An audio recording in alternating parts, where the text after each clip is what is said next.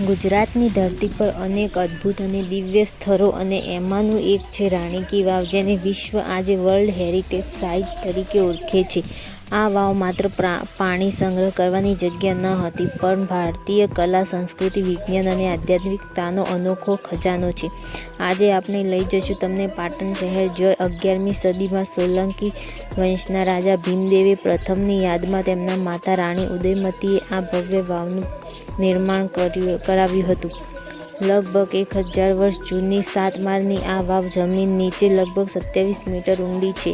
સામાન્ય વાવ જો સીધી હોય છે, તો રાણીની વાવ મુખ્ય માર્ગથી નીચે ઉતરવા સાથે ધીમે ધીમે જીવન, પાણી અને ભગવાનનો સંદેશ આપે છે.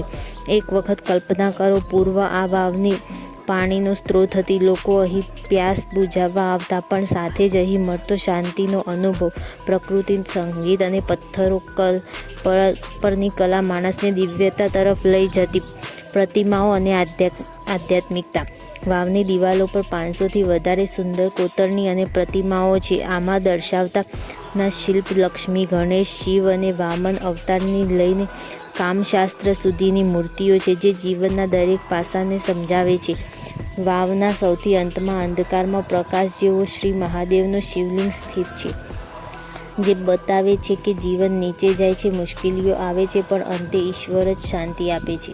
વાસ્તુકલા. આ વાવનું નિર્માણ મારું ગજ્જલું પથ્થરથી થયું છે અને તેની ડિઝાઇન એવી છે કે પાણીને વર્ષો સુધી શુદ્ધ રાખી શકાય.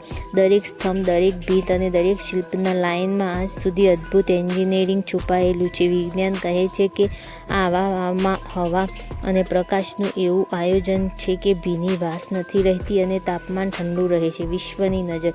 1950ના દાયકામાં આ વાવ રેત અને માટીથી ભરાઈ ગઈ હતી, પણ આર્કિયોલોજીકલ સર્વે ઇન્ડિયા દ્વારા જ્યારે તેને ખોદવામાં આવી, ત્યારે દુનિયા અચંબિત રહી ગઈ અને 2014માં UNESCO એ તેને વિશ્વ ધરોહરનો દરજ્જો આપ્યો. આજે લાખો પ્રવાસીઓ અહીં આવે છે. અંતિમ સંદેશ.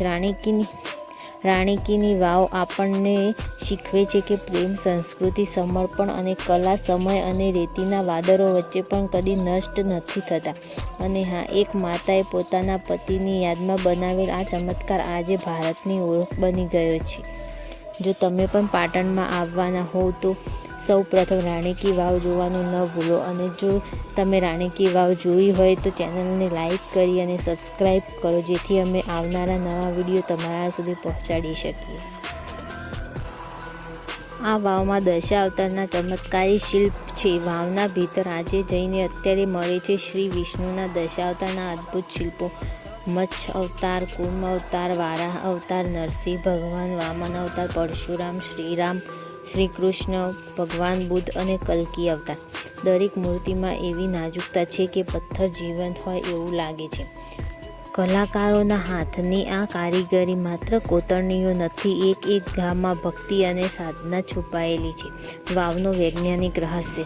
આ વાવની રચનામાં એવા વૈજ્ઞાનિક વિચારો હતા કે અંદર હંમેશા ઠંડક રહે, વરસાદી પાણી શુદ્ધ થતું જાય, હવા ઉપરથી નીચે તરફ ફરે, વાવ કદી બેસી ન જાય. આજથી હજારો વર્ષ પહેલાં જ્યારે મશીન નહોતી, ટેકનોલોજી નહોતી, ત્યારે ભારતીયો પાસે હતી વિજ્ઞાન અને પ્રકૃતિનું જ્ઞાન.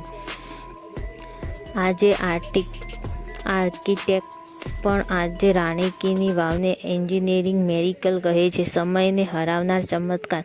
મુગલ કાળમાં જ્યારે અનેક મંદિરો અને ઐતિહાસિક રચનાઓ નષ્ટ થઈ, જ્યારે રાણી કી